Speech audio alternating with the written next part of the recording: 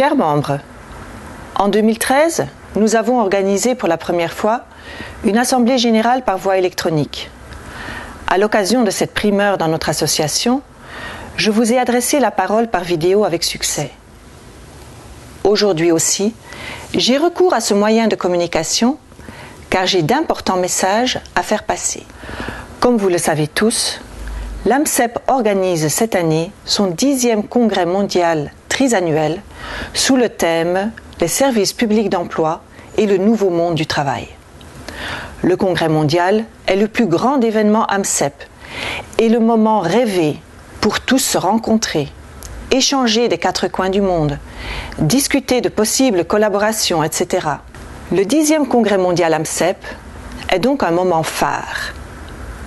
Comme l'AMCEP atteint un tournant décisif de son développement, nous profiterons de l'Assemblée générale pour discuter des changements nécessaires dans la façon de fonctionner de l'organisation en général et du secrétariat en particulier.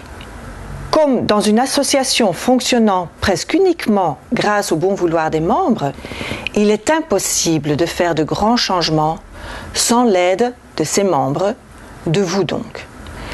Il est donc de la plus grande importance que vous veniez nombreux. Regardons de près l'agenda de ce congrès mondial. Il dure une semaine. Le 4 mai, le conseil d'administration se réunit une dernière fois pour finaliser les préparations de l'Assemblée générale. Le lendemain, nous tenons notre Assemblée générale des Visous. Ensuite, du 6 au 8 mai, la conférence aura lieu, suivie par des visites d'études et culturelles. Le thème est, comme je l'ai déjà dit, les services publics d'emploi et le nouveau monde du travail. Vous avez déjà reçu le programme de la conférence, l'appel aux intervenants et l'appel aux modérateurs.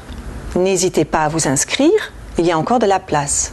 J'aimerais vous parler plus particulièrement de l'Assemblée générale.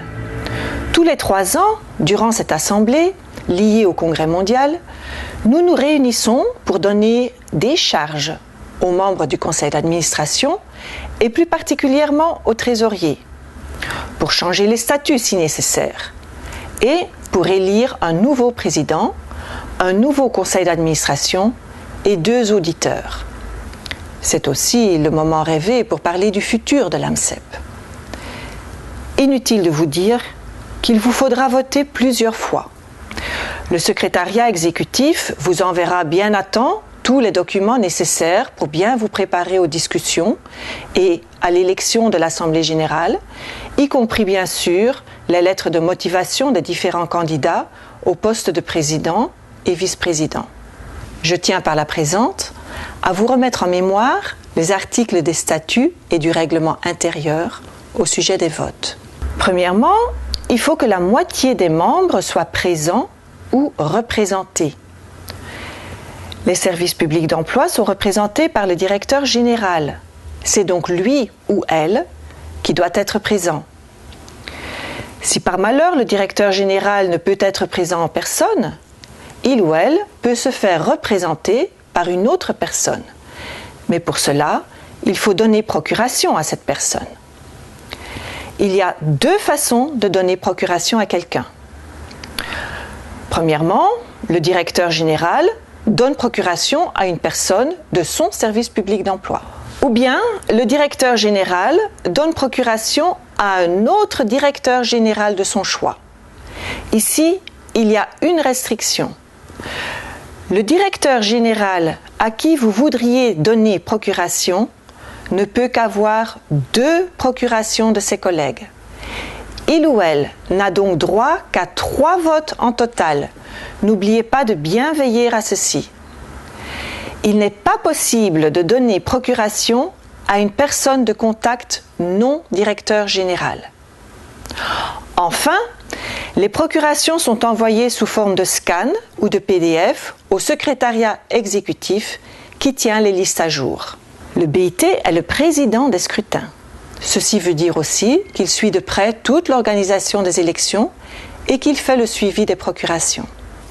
Comme pour chaque congrès mondial, les membres en difficulté financière peuvent demander un soutien financier à l'AMCEP pour payer leurs déplacements et leur logement. Ce sont plus particulièrement les membres de la catégorie 1, c'est-à-dire les membres payant 500 € de cotisation annuelle, qui les premiers peuvent faire appel à ces subsides.